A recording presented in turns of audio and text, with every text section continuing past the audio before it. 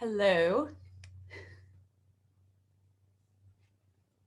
welcome.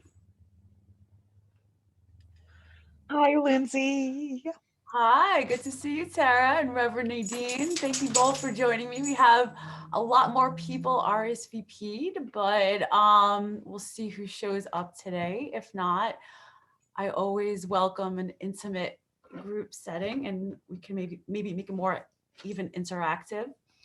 Um, I am stuffing my face with this dinner, so I'm gonna mute myself and keep my video off while I'm Enjoy. doing that. Thanks for the heads up. All right. I'm going to go ahead and begin, and then people can join at their own leisure. So thank you both for joining me today. I just wanted to say this is kind of a weird name for a workshop, a big breath. It's finally here workshop. So I just want to kind of talk about that for a minute. I just feel like everyone that I've been working with or collaborating or even just meeting that we're opening this new door into this new world and new reality. So it's very exciting. And I feel like I have finally really embodied this. So, um, and I think a lot of others, new businesses that are showing up or finding more an integrative approach. So it's really exciting. So I know I have been having to take a lot of deep, big breaths because it's been so, just interesting, especially after such a chaotic 2020 year. But so yes, big breath. It's finally here, and I'm just so excited to be talking even deeper today about the model I've been working on. So I'm going to start with a quote that is one of my favorite quotes from the Kabbalion, a Hermetica arts book. And it says, keep your mind ever on the star, but let your eyes gaze, watch over, I'm sorry, keep your mind ever on the star, but let your eyes watch over your footsteps, lest you fall into the mire by reason of your upward gaze. That quote has really got me like really encompasses the energy that my model really brings to clients and myself. So basically, like let's tap back into our dreamer state and dream and build and create. But basically, don't fall over the rocks because you have your gaze so much on the star and dream and La La Land and like Alice in Wonderland, but also not staring so down on the rocks and fall, so being so careful not to fall over them that you can't dream, and you're in this flight or fight kind of state, so in a survival kind of mode as well, right? Because you're always trying to be so careful about where you walk. So I feel like that was just a great quote to really give you some energy around what my model is trying to accomplish and what I'm setting out for myself and others to do, and coming out of a lot of chaos. So, it's funny describing this model. And I remember I've been working with coaches off and on through like so many years, from many different walks of life. And, a few of the powerful coaches that I worked with, I know they've always had issues describing, what they do. Because, when you use intuitive kind of modalities, that it is hard sometimes to explain what you do, especially something innovative. It has a lot of intuitive energy as well when I work with clients. So I have been asked this question a lot too, even when people look at my website or I speak to them, but I really feel like they don't grasp what I actually do, like what this integrative approach is. So now that I've been working on this for a while with case studies, as well as building my clientele and getting out more, collaborating more on a lot more calls now. I love speaking about it now that I can really understand it in a more tangible way as well. So, and just to give you a quick background on my my background is I do have 8 years of US Army leadership experience. So I was a sergeant, I went to officer school, and then moved back to New York. I did the whole Wall Street and finance thing. And it was very validating to my ego. I felt like, like I always was a warrior. I was always pushing myself. I was always motivated. So I made shit happen all the time, and my resume looks amazing. But when really then I had to stop in my tracks, right? And I was doing a lot of personal growth work, and I really saw that what I was doing was just validating this like feeling of unworthiness. So even though I was showing myself that I'm powerful, like I felt like I was always validating myself and my ego. So it's really important that I explain that in my background. So then I started really down another path, still working in the corporate world, but really working more of my curiosity, my love for philosophy, and trying to bring it in, weave it into my world and how I can be in the middle way. So it really just opened my eyes though, like how much I was proving myself all the time, and my traumas that I've experienced and how much it's influenced me, and how it really stopped me and always kept me on my path.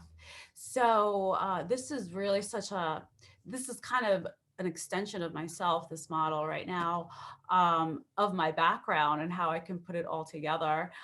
And I just have this love for neuroscience and quantum physics. So, really, how I put this model together is structured around how we're wired, and my love for it, and how we can dance between both worlds and use our internal technology, right? While we play on the material world as well. So, basically what I do with clients is they set up hi Bo. My dog is gets excited when I'm on Zoom calls. Um, so basically you would set up a call with me for 30 minutes, and I would also have you fill out a questionnaire, and I would sit with your energy, and we would have a call as well. And I kind of just see where you're at and what's going on. And then I would put together a proposal. And these proposals, so basically, I put together journeys for people. So, working on kind of your big dream, your vision for what you're trying to accomplish, and how we can weave it into how you want to navigate in the world and life, and like what makes sense to you. So, typically how it works, I work on different kind of projects and different budgets as well as different clientele, but for the most part the average would be like a 4 phase journey together, where I it's a collaboration. So I study the in the flow, if you're familiar with that term, how humans, how we can flow together, and how we can work together, and collaboration, what that means. So how we can be present with each other, and that's how we can really work together and come together and bring new possibilities. So I really set that container when I work with clients in the beginning. So to really let go, and look at me as a collaborator, as a partner, as a rental CFO, COO. So, and I give rules of engagement as well. So I really set the container for us before we start working together. And it's a whole process. And it's again, I love the word journey. And so, and it's customized to you. So it's all deliverable based too, because, obviously I want to let you know what you're going to get out of it. So working with your energy for, again, for that call and a questionnaire that I put together, I find that starts the conversation and starts to see where we need to begin. Of course, there is a model that I have, like generic pieces that work because, how to play on the material world and accounting and finance and business operations. But I really want to get to know you. And as a highly sensitive soul, and someone that, has done a lot of energy healing, and I am a certified energy healer as well. So learning how to deal with energy, and how to bring that in is just fascinating, and it's been really amazing to work with people and to see how we can kind of flow together again. Again, this is a new paradigm. So in the new paradigm, learning collaboration, and I'm going to talk more about that in a little bit, but like how we can work in this new energy together and not in competition. And I'm not your teacher, I'm not your guru. And why are you paying me though? It's like I am your guide. I'm facilitating this for you. I'm putting it together. I have testimonials. I have a resume. I have a background in this, so I'm kind of just bringing everything together for you, and but working again with your energy and what works for you and how you want to navigate. So, and then again with my obsession with physics and neuroscience and quantum physics is really bringing kind of how we're wired into it as well. So bringing that out in you is too, which is so exciting. So on that, I always I love to put out that, in if we learn the rules, well, Einstein's one of my big mentors. He says, learn the rules of the game of life and then play them better than anyone else. So I look at it that like learn the rules of the universe, right? So when you learn the rules and how we work as humans and our hardware, but then how the universe works as well, how powerful it can be when we're again in the flow and what that looks like. So I feel like for so long we've been out of the flow, especially with each other. So really how to flow together. So I'm just so excited to collaborate with clients. And but knowing that when an event is set in motion, a pattern will repeat and something needs to change that pattern. And I'm sure you heard of the term feedback loop. So, how we kind of just create these situations for ourselves over and over again. So, maybe, and seeing that in our business as well. So, I really try to create a unification process where showing you that your business is an extension of yourself and how these stagnations you might think that are so about your business and your industry, but how we can make your business an extension of yourself and how to unify that. So that's something that I work on as well. And you can dance with it. Such an amazing experience, but you also have to understand that before you move into your bigger dream and your bigger vision, you have to really become something else or someone else, like a new energy. You can't create it from the old. So that's what we work on. So the first phase of the model that I usually put together would be really to work on you, your energy, your beliefs, your high level vision, your purpose, and your model. And then in the next phase, we'd move into more the abstract of business development, like more high level business coaching, and all woven in though from our first phase of really letting go of the old. And I document everything. So it's so important to document the what I call the old paradigm or the old self, so you can understand when you do dip into it, what exactly that are you coming out of? So when you come into the new, then again, documenting that, you can remember and tune in every day into this new energy that you're trying to create for yourself.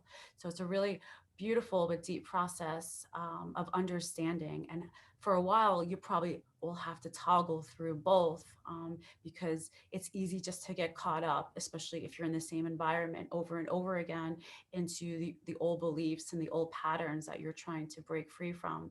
So I really have a process put together, and this is all backed by neuroscience and epigenetics and what is even possible. So Dr. Joe Dispenza is one of my biggest mentors and inspirations for putting this together. So I spent a lot of time with him and his work. as well as Greg Braden, and they actually are colleagues, but they are, I would say, like the middle way kind of. Dr. Joe Dispenza is like a mystical doctor, neuroscience doctor, and Greg Braden is a scientist, and again, like a very mystical scientist and the middle way. So they are big inspirations to this as well. So, which moves me to my own personal journey with PTSD. Actually, I'm going to stop here for a minute, now that we have a few more people in here as well. So I just want to see, we have a small group, so it'd be kind of intimate. Does anyone want to chime in and have any questions or feedback before I move on like on the model and what their thoughts are, and see if you're grasping what I'm putting out there, or there needs to be a little more clarification.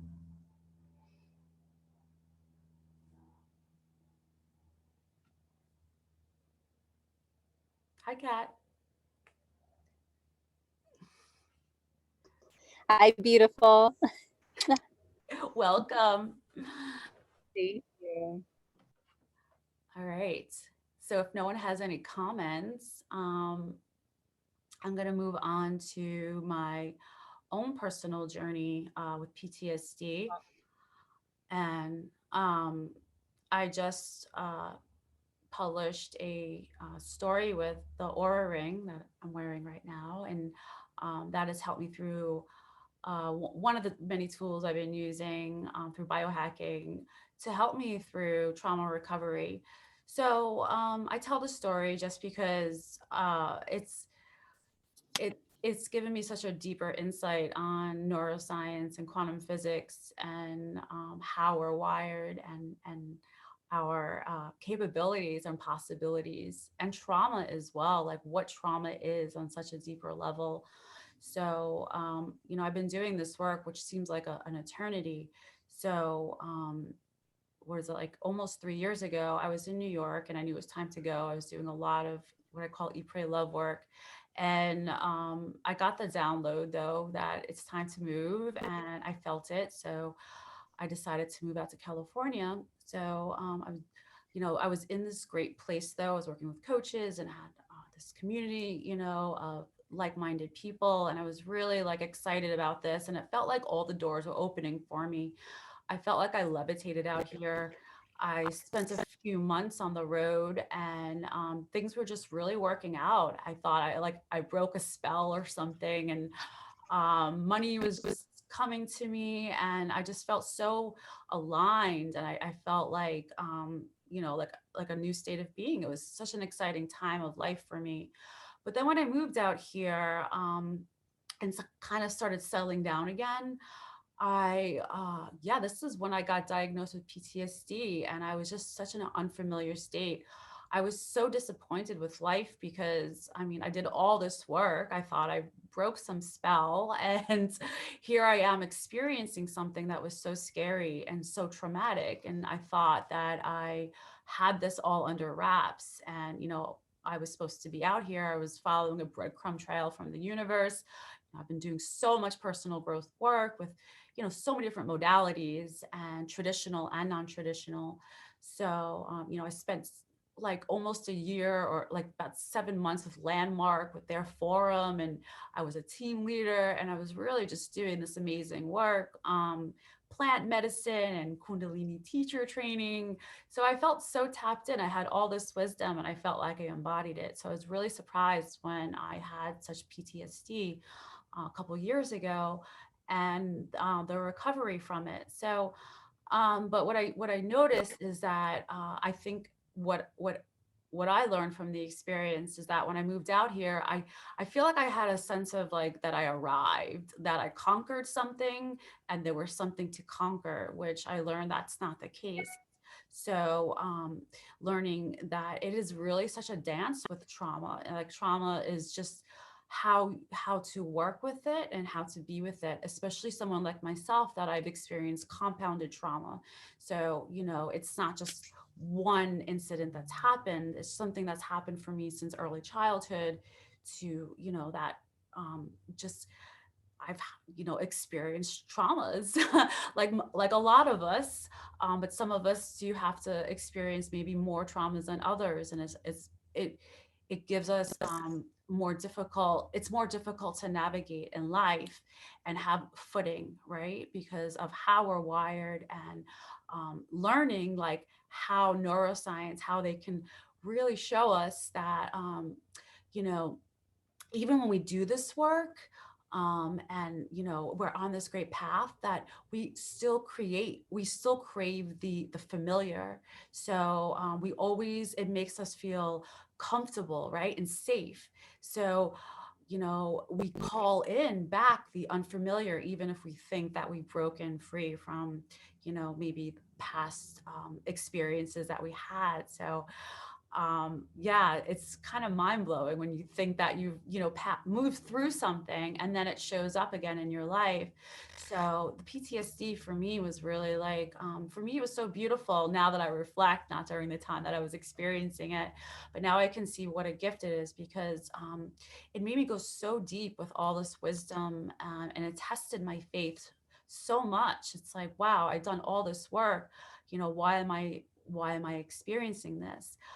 And then it just showed me at such a deep level how programmed I am from this old paradigm that I'll be talking about in a minute or so. But just a deeper level of this programming from the old paradigm. And when I say old paradigm, our ancestors and, our DNA and what we're experiencing, and knowing that a lot of this isn't even my own trauma, right? So my background, especially dealing with money. I mean, according to ancestry.com, I'm 51% Ashkenazi Jewish, Eastern European Jewish. So obviously, even my own culture that I grew up in, but knowing my family's history, being of Russian and German and, Jewish, and during World War II, how could that not affect my, money, and my energy and my belief system? So things like that, just kind of knowing my blueprint, who I am, and that awareness, and just going deeper with it has been so empowering. And PTSD was like that volcano. It just really erupted my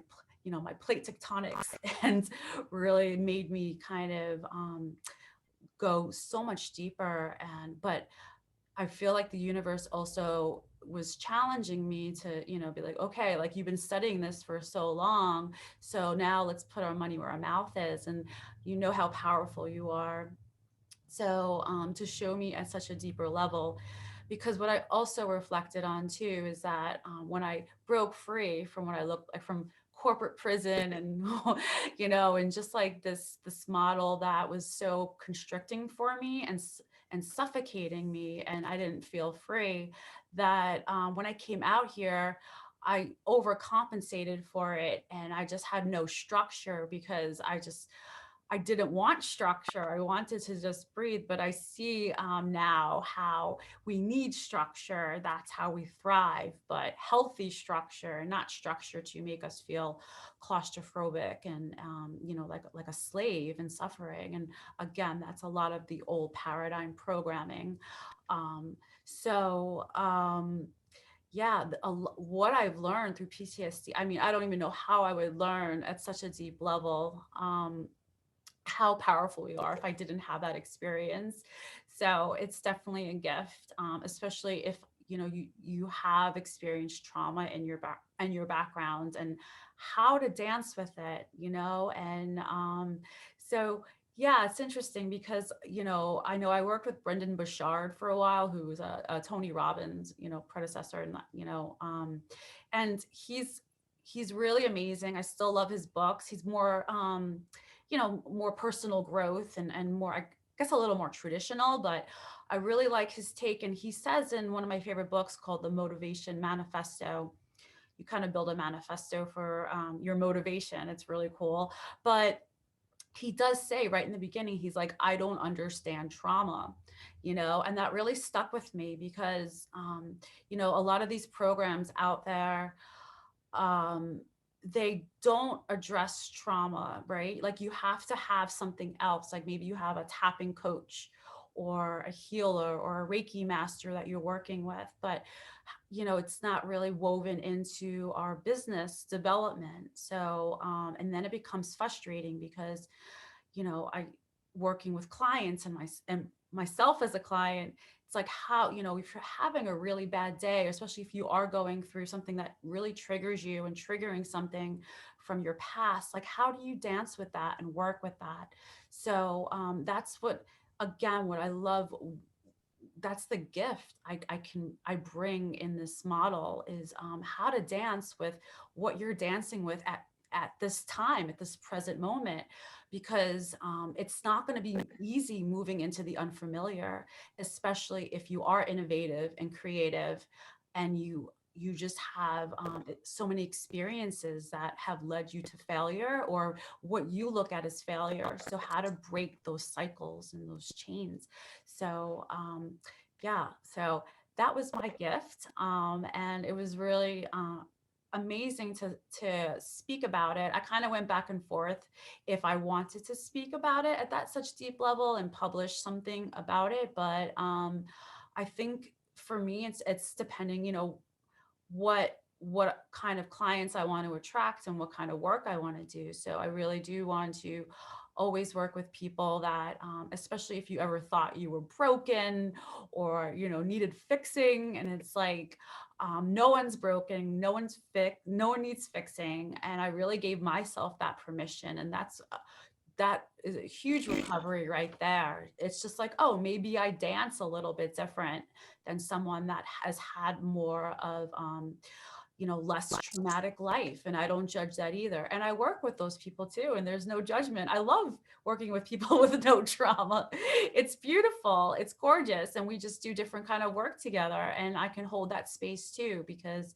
I've been on the traditional world for so long too. So yeah, I love dancing so many different kind of energies, but I just love giving the permission to everyone and anything is like we can dance with that. You're not broken and no one is. And no one ever arrives either. There's no checklist. I think once you arrive, you transition into another world.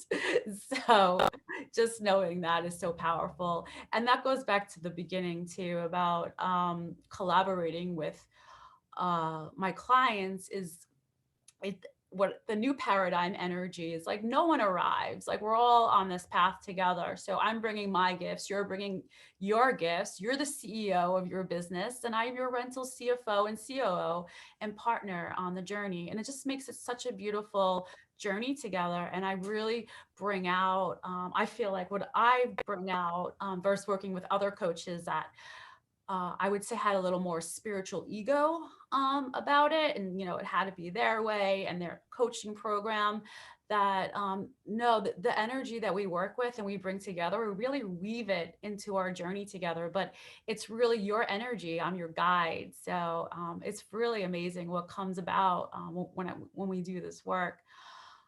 Um, and then I move into the deep insight of the old paradigm and the new paradigm.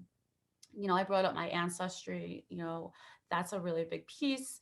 But just on a collective level, I've been always like observing what old paradigm is. And I think what really changed my life is many years ago back in New York is doing this deep work and being in community and seeing really successful people. I always especially in New York, right, like high achievers, all the structure, but people that were willing to get vulnerable with each other in these beautiful spaces in New York and really talk and release these energies. But to see very what I would deem successful people, but yeah, like they had a lot of stuff they were working through too. And then like doing shamanic journeying with people and ceremony and really just connecting at such a deep level. But these people were all working in New York City as well, and they were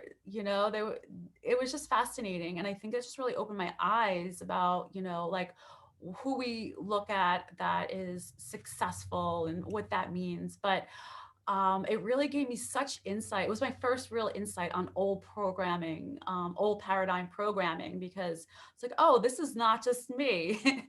So I think that really gave me permission, and seeing that I wasn't broken again. And it really just opened such new doors. And then working with coaches and having these really honest conversations and what we're seeing of this old paradigm. And then on a collective level, though, something I've been really studying over the months is Greg Braden does a lot of amazing research. He's a earth scientist, and he talks a lot about Charles Darwin and the survival of the fittest, and how influential that is to us as a species, right? If you think about it, how that really, I don't know about you, but like elementary school, that was such a big deal, right? And you learn that, and it's instilled in you. And survival of the fittest, though, is I see that in our society, right? So we're all in competition. I've heard and seen, I've heard people talk like this, that the resources are limited. We're going to run out of resources, and money, we're going to run out of money. So, these are really heavy beliefs, but I really do believe Charles Darwin has had a very strong effect on us. And hearing Greg talk about this, is really eye-opening. I think awareness is like step one for us to just see like where some of this stuff is coming from. And he does an amazing job, and I love his energy. He's very heart-centered. So he's not like a scary activist or conspiracy theorist, and I feel like I'm the same. Like, I just love researching and finding awareness. But it's yeah. So he really just talks about how Charles Darwin even said he wasn't like 100% sure that this was accurate. He was just putting together theories. So that is not the case, and that they have proved that, nature works in cooperation and collaborates. So again, this is so true of what the new paradigm, I believe, and others, that we're moving into this new reality of collaboration. So I just love that that theory has been brought to the forefront and saying, hey, this is not accurate. And then we're kind of seeing that in this new reality of collaboration and community that has been missed for so long. So I thought that was beautiful. And I have a note here too about Elon Musk. I think Elon Musk is such a great example for new paradigm kind of business. So um, Elon Musk, I feel, is like out of the closet of who he is, and he talks about being an alien. He talks about physics. He talks about, his thoughts on reality as well. But he also talks very openly about his model, and he's not in competition versus some of the other car companies that. Yeah, so it's interesting that how he's very open about his plans for his business, and he's he's like, here it is. And I feel like that is the energy of the new paradigm. So to really be open and to collaborate with others. And yeah, so it's so beautiful to see something like that, to see someone of that energy be so mainstream and doing and thriving, especially during COVID as well. So it was great. I think he's a perfect example of the new paradigm.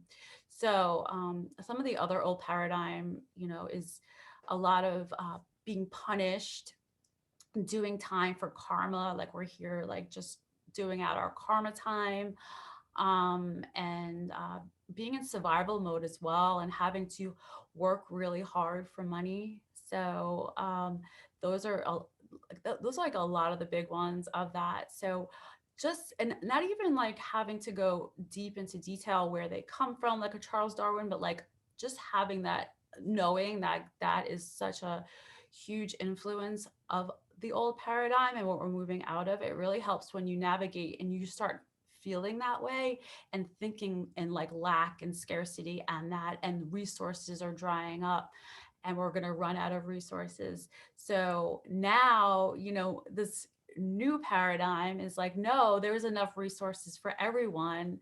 We're in abundance. And actually, I feel like we're dipping back into ancient wisdom where this was talked about our abundant states and miracles and synchronicities, and especially with, Jesus of Nazareth, as a historical figure, and a lot of his teachings and a lot of the other ancient teachings as well that I've crossed paths with. So it's very powerful. So that, yeah, that is really cool. I was wondering if you guys had any old paradigm or new paradigm kind of feedback, or what you're seeing for yourself or others.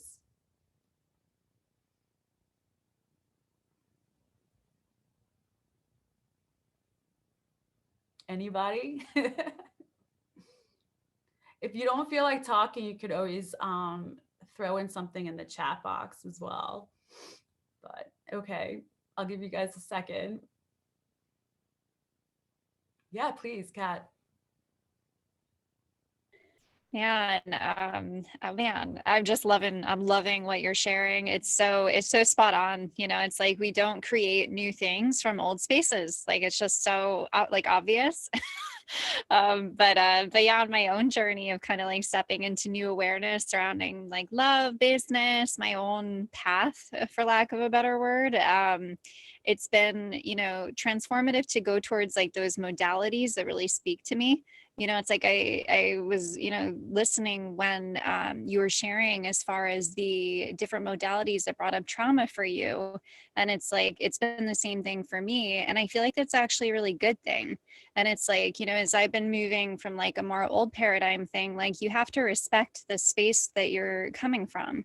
And it's like, I feel like, my PTSD, like I also have been blessed with that particular gift, comes up when I'm not respecting myself, when I'm not pacing myself in like a kind way. So it's like, it's simultaneously like wanting to be in right relationship to the gift of the like old, or like the gift of like the coal that transforms, or the transformative aspect of dancing with those parts of myself, while also being like, but you don't need to dance with the devil all the time. It's like, it's also like you get to bring in, step into your light. So that's been really challenging for me. Like, yeah, just kind of like on a personal level, it's kind of like, what is the next, thing to do, or what is the, kind of movement forward. And yeah, like yeah, I loved what you were sharing. I was like right there along with you. I was like, like in so many levels. Yeah. So yeah, it's like, it's a wonderful journey, but there's so many kind of like, am I doing this right? It's like, where is the, like Fibonacci sequence, or like the, overlap between the old and the new, and there's like this seed of change. And it's like, you go towards it, but sometimes like you can't really see what you're doing as you like, do these new modalities, or you go towards plant medicine. It's like, will it ever change? Like, will I always feel this way about X, Y, or Z? Or, will I ever get to the root of this trauma? Um, and it's like keeping that like hope, and also working with amazing people is really imperative for me, because otherwise like it takes a village, like it really does. So yeah, just wanted to chime in on my experience. Oh, And beautiful. so Thank you. I really appreciate that share. And something you really said yeah. really really is so beautiful. I think you brought up the respect of trauma, and I think that was something that was missing. And once you do respect it and see it as a gift, it's hard sometimes when you're in the midst of it, but that's the secret sauce right there. It's kind of allowing it, the allowance for it. So, and having that respect for it. So that was really beautiful. Thank you. um yeah, Absolutely. have a few shares. Okay. Agnes says yes. Seeing folks being more open to sharing and shifting from sacrifice to abundance, monetarily speaking. Yeah. Oh, thank you, Agnes, for that. I'm trying to bring the light, yes, to something that needs a lot of light to it. So I appreciate your support. Reverend Nadine says, having a bit of tough day, and that's definitely reminding me of that. I always feel down on myself when I'm not being Puritan, even productive, even when I can't physically do the level of work arbitrarily demanding from myself. Yes, thank you, Reverend Nadine, for that. Um, this productivity that's installed in us. And I think it even gets worse when we have that guilt and shame about it, wasting time, and what that does to us. But we are, and like I said earlier in the beginning, like, being so, coming from such a patriarchal world of just that programming of productivity, right? So how do we give ourselves permission and, to dance between that and the allowance of it? So, what is productivity? So that is why, I love this model, is because, again, it's deliverable based. So I do highly recommend that, especially if you're working on a new business or a new chapter, is like, make it deliverable based. It's just like, get to the deliverables, right? Versus like, I'm going to get up tomorrow at 6 a.m. and I'm going to do this, and a schedule, and see how, you have to see how you flow, and your structure, and how to build your structure. But I think deliverable based is really like a great start, where like, what are you trying to accomplish, and what are the deliverables? So maybe you watch movies in the beginning and give yourself permission in the morning, and do your deliverables later, in the day, or something like that. So, yeah. So thank you for that, though. Um, one of my favorite, when I was doing case studies, especially, I was, uh, this was quite in the beginning, and I would ask my case studies that, what are your thoughts on numbers? And, their face would light up, right? Numbers are magical. And everyone had a different response. Um, and some of them would even talk about how they love math, and, they were good at it when they were a kid. And, yeah, everyone had just a magical story about numbers, right? I feel like everyone does love numbers in their own way, even if they get scared about, maybe they don't resonate as a language, but they can like respect them and see them. But then, so I would have that talk, and we talk about numbers and let them kind of just tell me about numbers. And then I'd move on to the question, I'd give it some time and space. And then I'd be like, what are your thoughts about money? And then, the energy would shift, and they would just talk about money. And then I would ask them again, some space. And then I would say, well, what is the difference between numbers and money? And it was like a deer caught in a headlamp. It was like, oh my God, like, why? Like, I just asked them, like, a rocket scientist question, or like a SAT question, or something that was just so like complicated. And, it was mind blowing, because it's like, yeah, what is the difference between numbers and money? So, it is quite fascinating that we have such this programming towards money, but numbers, like, everyone's always smiling and happy, and it's the language of nature, or the language of God, right? That it's been called.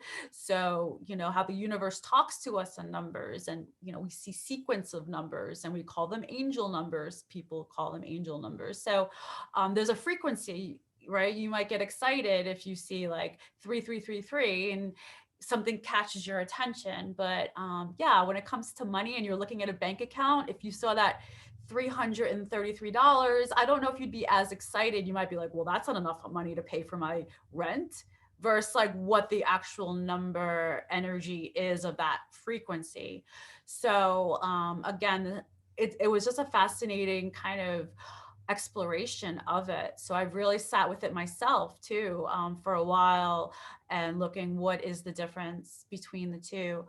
And what I invite, you guys and client, is just like, sit with that, and again, that goes back to the beginning about being in the unfamiliar, and how scary that is, and being present, where our beliefs just take over, and we add so much meaning to, things, and money. So if you think of, I always think of money as like, when you're playing a video game and you have gold coins in like the right hand corner, and all the gold coins do is they get you to go on adventures.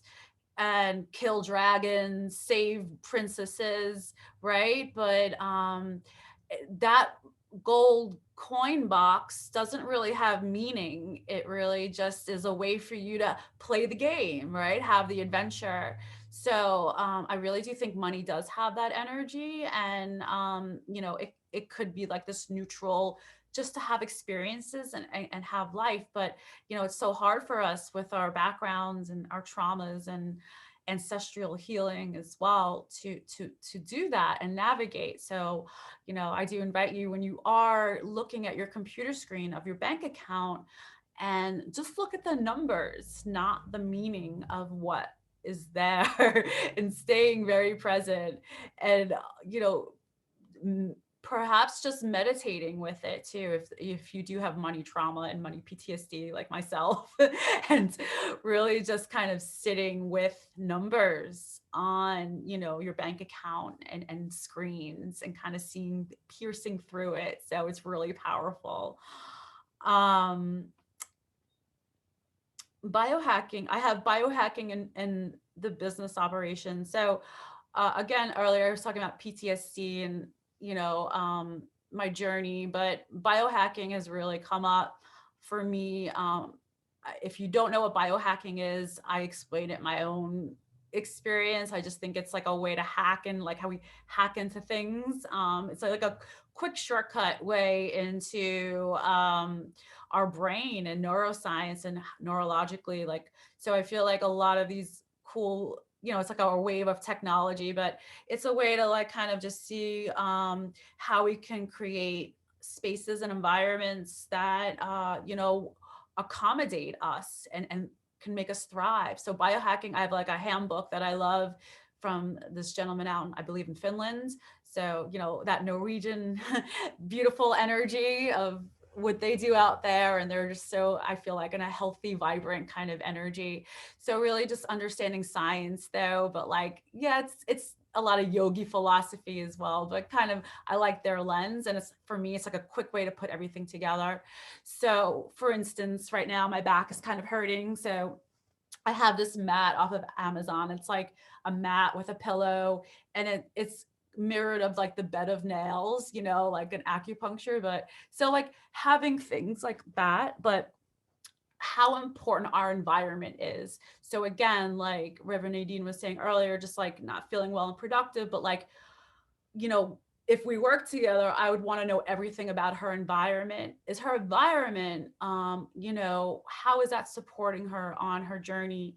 So, you know, making sure that she's comfortable and has everything that she needs, so she can thrive and be productive in her own way, and what that even looks like too. So, yeah, I love the biohacking, but I think it's so important. Before I left New York, I was in a startup, um, and you know, I was coming a little more out of the closet, so I was a finance manager at this really cool, you know, very Silicon Valley kind of startup. And you know, everyone went to like Harvard and Yale, so it was really fun to watch them, and Goldman Sachs energy. But you know, they were moving into the startup kind of energy, and so they were kind of, I don't know, a little dancing a little bit in the both. But you know, I show up and I have my Himalayan salt lamps and I have my earthing mat, and I really just like was like, okay, if you want me to work here, you know, this is going to be my way. And I had them, you know, with the yoga ball that I sit on. And so even if I was in the corporate world, like I'm going to do it my way, and like make sure that I can support myself and be as comfortable as I can. So I love biohacking. I use a lot of different technology internally, knowing that technology, as well as outside. I have an aura ring. I have an Apollo Neuro, which they use in MAPS, if you're familiar, which is using psychedelics for people that have experienced trauma. So it's this little gadget I wear, and it sends little sensations into my body and different kind of modes you can put it in onto. So yeah, just learning how those little sensations, it actually makes me feel really safe and grounded. So I use that, especially when I was going through periods of just not feeling safe and needed something. But it kind of reminds me of binaural beats and isochronic tones, another one that I'm obsessed with that I listen to every single day. But I felt like that energy you get, like that ringing, that noise makes me feel really comfortable, and like it it lessens my anxiety. And if you're not familiar with isochronic tones and binaural beats, I highly recommend. It's really works with your auditory, and it helps produce kind of different brainwave states using your internal hardware. So it really works for me, especially if you are a sensitive soul, and it, I love it. But you know, having this gadget as well, I kind of feel like it mirrors it, but more from a sensational base.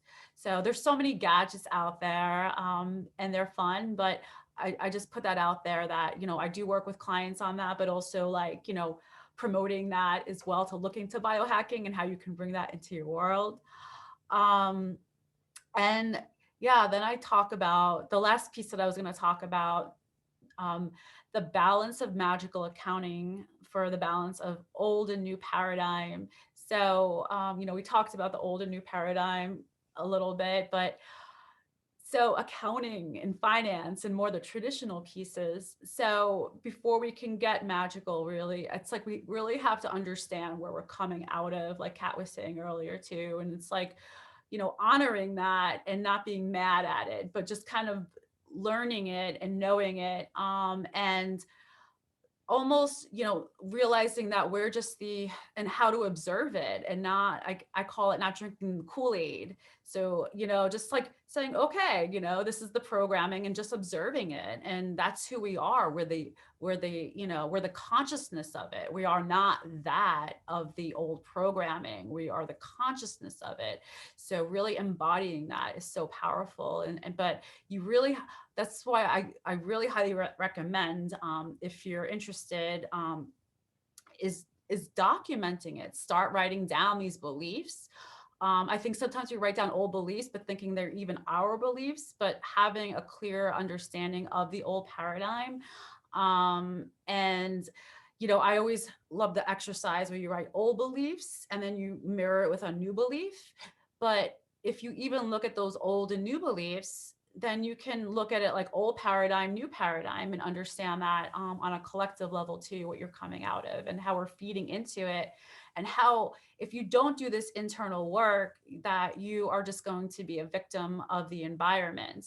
We are so vulnerable to our environment, and we will fall back to old ways and the familiar. So it takes a lot of work to embody this, but it's so worth it.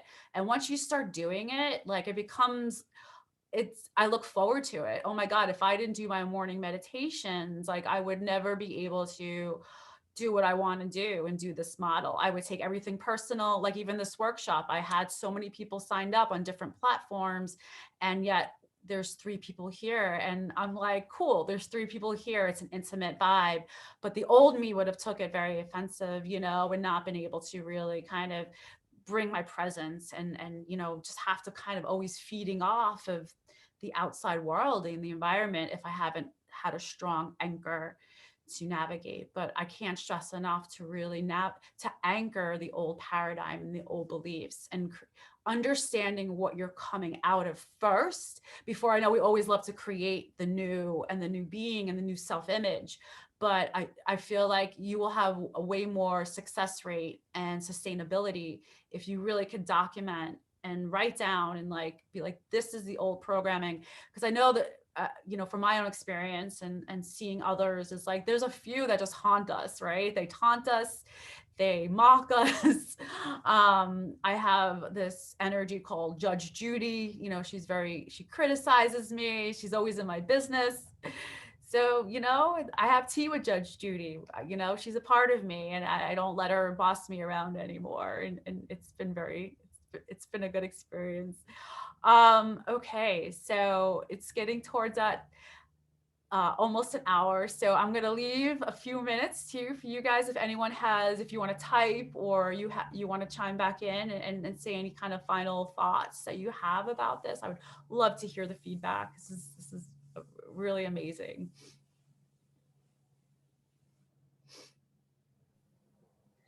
Hi, it's Rev Nadine. Hey.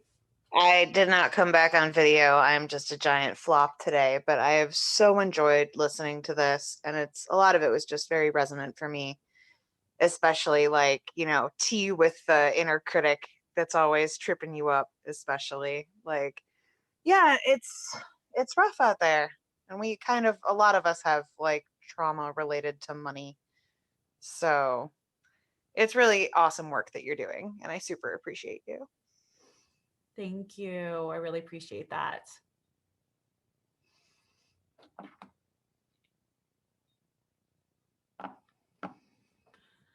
All right, loves, anyone else before we go?